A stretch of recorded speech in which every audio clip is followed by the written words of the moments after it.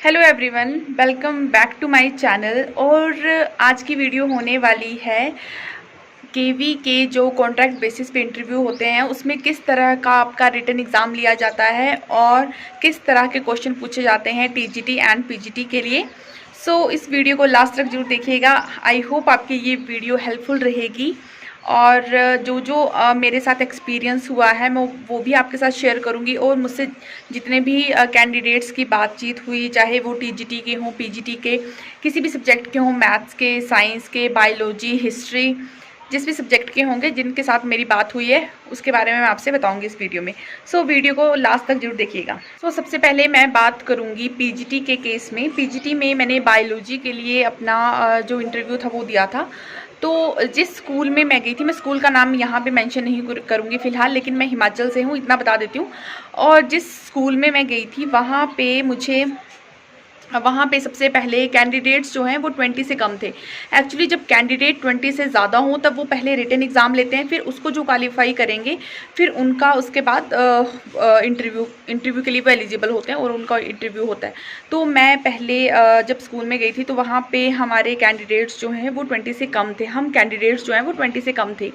तो सबसे पहले उन्होंने, जैसे मैंने आपको बताया, एक फॉर्म देते हैं, वो वेबसाइट पे भी मिल जाता है। अगर आपको उससे रिलेटेड चाहिए कि फॉर्म कैसे फिल करते हैं तो वो भी मैं एक सेपरेट वीडियो बना दूंगी, तो मुझे कमेंट करके ज़रूर बता देना।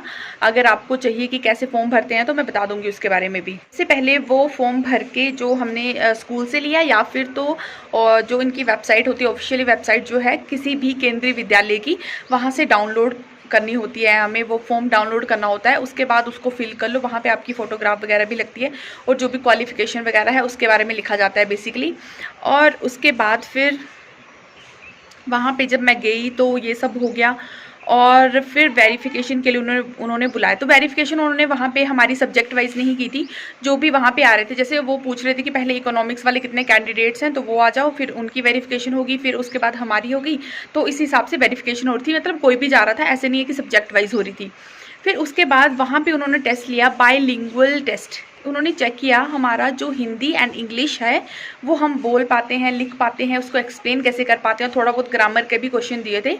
और वहाँ पे उन्होंने एक पैराग्राफ दिया था, हिंदी में एक पैराग्राफ दिया था। कोविड महामारी के चलते हमारे देश की जो हालत हुई है और आर्थिक स्थिति में जो भी चेंजेस आए हैं उससे रिलेटेड हमें एक ऐसे लिखना था। और बाकी ग्रामर का पोर्शन दिया था, नॉर्मल जो होता है ग्रामर, अलंकार, समास वगैरह हिंदी में। और इंग्लिश में उन्होंने दिया था कि फ्रेंडशिप की क्या वैल्यू है हमारी लाइफ में। पैराग्राफ उस पर लिखने के लिए दिया था और उसमें भी ग्रामर का कुछ पोर्शन था, पैराग्राफ थे, जो अनसीन पैसेज होते हैं वो भी थे उसमें। इस तरह का हमें दिया था उन्होंने रिटन एग्ज़ाम। और 25 मार्क्स का ईच रिटन एग्ज़ाम था, हिंदी का भी 25 का और इंग्लिश का भी 25 का। और ये जो बाइलिंगुअल टेस्ट था ये हर सब्जेक्ट के कैंडिडेट्स का हुआ, चाहे वो बायोलॉजी के हों, मैथ्स के हों, हिस्ट्री, ज्योग्राफी, इकोनॉमिक्स, किसी भी सब्जेक्ट के हों, टीजीटी हों, पीजीटी हों, पीआरटी हों, सबका वो उन्होंने बाइलिंगुअल टेस्ट लिया सबसे पहले। और उसके बाद उन्होंने इंटरव्यू करना स्टार्ट किए। तो सबसे पहले आई थिंक इकोनॉमिक्स वाले के हुए थे या फिर बायोलॉजी के ही उन्होंने स्टार्ट किए थे। तो इंटरव्यू में, जैसे मैंने आपको पिछली वीडियो में बताया है, मेरा लास्ट नंबर था। तो कैसे कैसे इंटरव्यू हुआ वो सब ऑलरेडी मैं आपको एक्सप्लेन कर चुकी हूँ। तो आप मेरी लास्ट वीडियो जाके देख सकते हैं, जिन्होंने देख ली है तो उनको पता होगा कि क्या क्या क्वेश्चन पूछे गए थे, क्या क्या हुआ था, वो सब कुछ मैंने उस वीडियो में बताया है आपको अच्छे से। और रही TGT and TGT science and PGT biology की बात, तो उनसे ऑलमोस्ट सिमिलर क्वेश्चन पूछे जा रहे थे, क्योंकि उस स्कूल में तो नहीं फ़िलहाल, लेकिन जिस स्कूल में मैं दोबारा गई थी इंटरव्यू के लिए तो वहाँ पे सिमिलर क्वेश्चन पूछे जा रहे थे टीजीटी वालों से भी और पीजीटी वालों से भी, क्योंकि बायो सब्जेक्ट बीच में होगा। जो टीजीटी वाले हैं उनसे थोड़ा बहुत केमिस्ट्री का भी पूछ रहे थे, जैसे 8th क्लास के हिसाब से कोई टॉपिक आपको दे दे कि 8th क्लास में है तो किस हिसाब से आप पढ़ाओगे, सिचुएशन दे दी कि अगर क्लास में ऐसा हुआ तब आप क्या करोगे, कोई भी सिचुएशन रख लो। जैसे मैंने आपको पिछली वीडियो में बताया था कि साइंस में मेनली क्या होता है, साइंस या फिर बायोलॉजी में रिप्रोडक्शन चैप्टर को काफ़ी वो दिया जाता है कि आप स्टार्ट करोगे, इंट्रोड्यूस करोगे क्लास में तो कैसे करोगे। तो मुझसे वही क्वेश्चन पूछा था और एक दो लड़कियां और थी, उनसे भी वही क्वेश्चन पूछा था सेम। तो इस तरह के क्वेश्चन पूछे जा सकते हैं, टीजीटी वालों से भी पूछे जा सकते हैं, क्योंकि जो रिप्रोडक्शन वाला चैप्टर है वो 8th क्लास से स्टार्ट होता है। वो आपकी स्किल चेक करते हैं बेसिकली। उनको इस बात से कोई फ़र्क नहीं पड़ता कि आपको कितना नॉलेज है कितना नहीं, वो चेक करेंगे कि आप कितना एक्सप्लेन कर सकते हो और डे टू डे लाइफ से, एग्जांपल से आप किस तरह से बच्चे को समझा सकते हो। तो उस हिसाब से ही आपको बताना है, जो भी आपको पता है उस हिसाब से ही आपने बताना है। क्योंकि मैंने आपको पहले भी कहा था कि उन्होंने मुझसे पूछा था कि जो सेल साइकिल है उसमें इंटरफेस का क्या इंपॉर्टेंस है, जो इंटरफेस है वो आती क्यों है। तो मैंने उनको एक्सप्लेन किया था कि जो इंटरफेस है वो प्रिपरेशन के लिए होता है। जैसे हमने खाना बनाने से पहले प्रिपरेशन करते हैं, आटा को बना के रखते हैं और सब्जी वगैरह काट के रखते हैं, प्याज वगैरह काट के रखते हैं, खाना बनाने से पहले हम उसकी प्रिपरेशन करते हैं। तो उसी तरह से जब जो साइकिल है वो स्टार्ट होने से पहले खुद को प्रिपेयर करती है। तो उन्होंने मुझसे पूछा था कि प्रिपरेशन में ऐसा क्या होता है।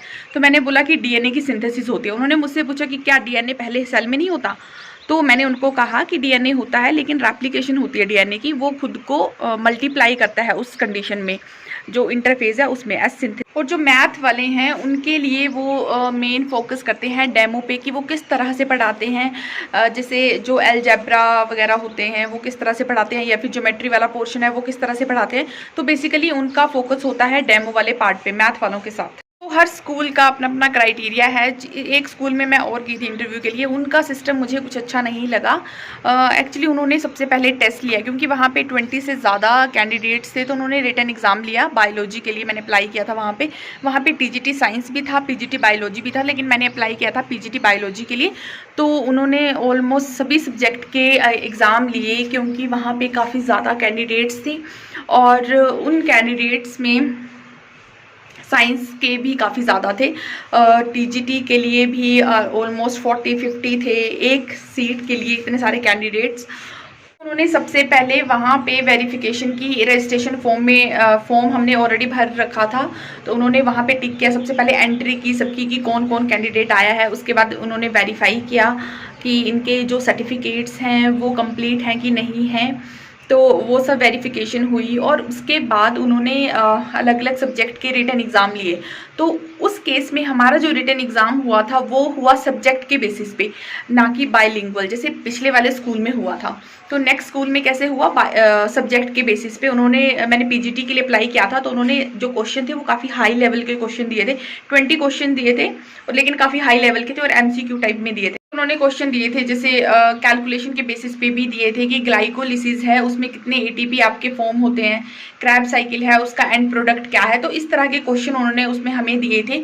और डिसीज़ के बारे में भी पूछा था कि अगर कोई मेल है उसको कुछ फीमेल कैरेक्टर हो तो उसमें कौन सा सिंड्रोम है। तो इस तरह के कुछ क्वेश्चन दिए थे उन्होंने।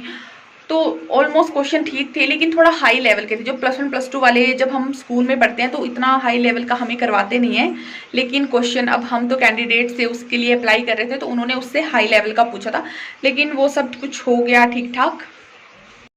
उसके बाद उन्होंने उस टेस्ट से कुछ कैंडिडेट सेलेक्ट किए, जैसे 20 से कम उन्होंने सेलेक्ट किए।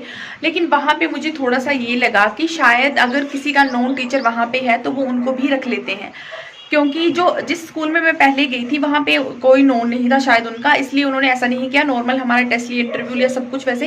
तो पिछली वाली वीडियो में आप ऑलरेडी देख चुके हो रिजल्ट। तो इस तरह से उन्होंने कुछ सिलेक्ट किया इस वाले स्कूल में।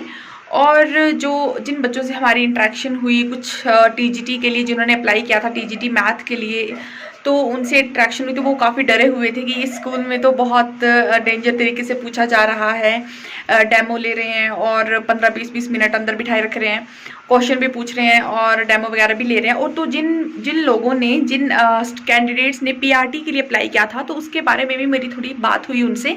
तो उनका कहना था कि पीआरटी में वो बहुत हाई लेवल के क्वेश्चन पूछ रहे थे, क्योंकि जैसे मैंने आपको पहले कह दिया है कि हर स्कूल का अपना अपना क्राइटेरिया है। ऐसा नहीं है कि एक स्कूल में ऐसा हो रहा है तो दूसरे स्कूल में भी वैसा होगा, क्योंकि ये जो आपका इंटरव्यू होता है ये स्कूल लेवल पे होता है। केंद्रीय विद्यालय ही ऑर्गेनाइज करता है, लेकिन एक पर्टिकुलर स्कूल ऑर्गेनाइज करता है। ऐसा नहीं है कि जो केंद्रीय विद्यालय है वो इसको ऑर्गेनाइज कर रहा है। इसमें है कि जो पर्टिकुलर स्कूल है एक, उसमें वो वैकेंसी टेस्ट ले रहे हैं, इंटरव्यू ले रहे हैं, वो वैकेंसी से रिलेटेड जो भी उनको लगता है कि कोई टीचर जा सकता है या कुछ भी इस तरह का, तो इस तरह से वो टेस्ट ले रहे हैं।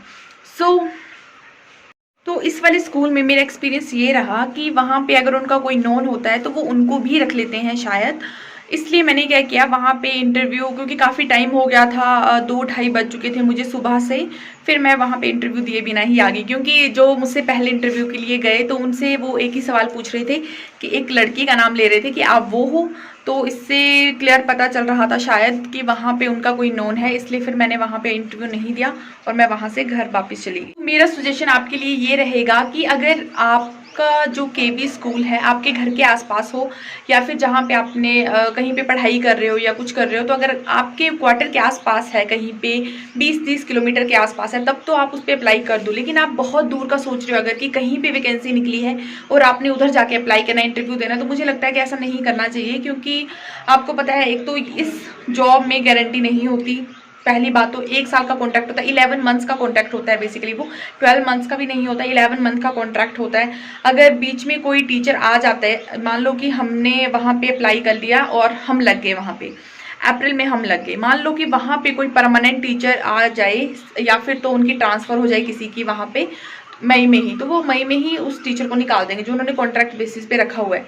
तो इतनी दूर जाके अप्लाई करने का कोई फ़ायदा नहीं है। अगर आपके आसपास है तब आप अप्लाई कर सकते हो। और साथ में एक और बात ये होती है कि मान लो कि आपने वहाँ पे अप्लाई कर दिया और आप वहाँ पे चले गए, अगर प्राइवेट स्कूल में कहीं पे वैकेंसी निकली हुई है, आपने अप्लाई किया या फिर आप जॉब करते हैं, आपने वो भी छोड़ दी और वहाँ से भी अगर बीच में आपको छोड़ना पड़ा, तब तो फिर मुश्किल हो जाएगा। तो इसलिए ये डिसीजन जो है बहुत सोच समझ के लेना चाहिए, और किसी को अगर ज्वाइन करना है तब भी वो सोच समझ के लें। अभी मैं भी सोच रही हूँ कि मैं ज्वाइन करूँ कि नहीं करूँ, तो देखते हैं अभी क्या बनता है। तो मुझे काफ़ी क्वेश्चंस आ रहे थे इससे रिलेटेड कि आप ये बताइए कि किस तरह का इंटरव्यू होता है या फिर स्कूल में कैसा है, पीजीटी के लिए अप्लाई किया, पीआरटी का क्या लेवल रहता है। तो मैंने आपको बता दिया, पीआरटी में भी वो क्वेश्चन इससे रिलेटेड ही पूछते हैं। हाँ, एक लड़की मुझे मिली थी पीआरटी की, तो उससे पूछा गया था कि एक्चुअली वो एमएससी उसने की हुई थी, तो उससे पूछा गया था कि आप पीआरटी के लिए क्यों अप्लाई कर रहे हो, जब आप एक पीजीटी टीचर लग सकते हो तो आप पीआरटी के लिए अप्लाई क्यों कर रहे हो। तो उस लड़के ने कहा था कि कुछ भी है, पीआरटी टीजीटी सब टीचर्स तो हैं, तो मैं इसके लिए अप्लाई कर रही हूँ। लेकिन इस तरह के क्वेश्चन भी आपसे पूछे जा सकते हैं और इसका आंसर आपके दिमाग में पहले से होना चाहिए कि हमने क्या बोलना है। तो आपका जो इंट्रोडक्शन वाला पार्ट है इंटरव्यू में, वो बहुत क्लियर होना चाहिए, बहुत अच्छे से होना चाहिए। आप इंट्रोडक्शन जो है अपनी इंग्लिश में दे सकते हो नॉर्मल, और अगर आपको चाहिए कि इंटरव्यू कैसे दें, उससे रिलेटेड वीडियो चाहिए तो आप मुझे कमेंट करके ज़रूर बता देना, मैं उससे रिलेटेड वीडियो भी बना दूंगी। तो आपका ये है कि बाइलिंगुअल होता है इंटरव्यू भी, इससे रिलेटेड भी मुझे काफ़ी क्वेश्चंस आ रहे थे कि इंटरव्यू इंग्लिश में या हिंदी में, तो बाइलिंगुअल होता है। अगर आप जिस लैंग्वेज में कंफर्टेबल हो, आप इंग्लिश में कंफर्टेबल हो तो आप इंग्लिश में बताइए, अगर आप हिंदी में कंफर्टेबल हो तो आप हिंदी में बताइए। लेकिन ये है, अगर आप शुरुआत इंग्लिश में करोगे, थोड़ा जैसे इंट्रोडक्शन इंग्लिश में दे दोगे, बाकी क्वेश्चन आप हिंदी में भी बोलोगे तो उनको ज़्यादा फर्क नहीं पड़ेगा। तो आप इस बात का ध्यान रखिएगा। आई होप आपके लिए ये इन्फॉर्मेशन थोड़ी सी हेल्पफुल रही हो। अगर आपको ये केवी की इंटरव्यू से रिलेटेड इन्फॉर्मेशन आपके लिए थोड़ी सी भी हेल्पफुल रही हो तो इस वीडियो को लाइक ज़रूर कीजिएगा एंड मेरे चैनल को सब्सक्राइब भी ज़रूर कीजिएगा ज़्यादा इंटरेस्टिंग वीडियोस देखने के लिए, और साथ में केवी से रिलेटेड जो भी न्यूज़ आती है उसको देखने के लिए। So see you in my next one, bye bye. Subscribe के साथ में जो बेल आइकन है उसको भी हिट कर देना ताकि मेरी आने वाली वीडियो की नोटिफिकेशन आप तक जल्दी से जल्दी पहुंच जाए।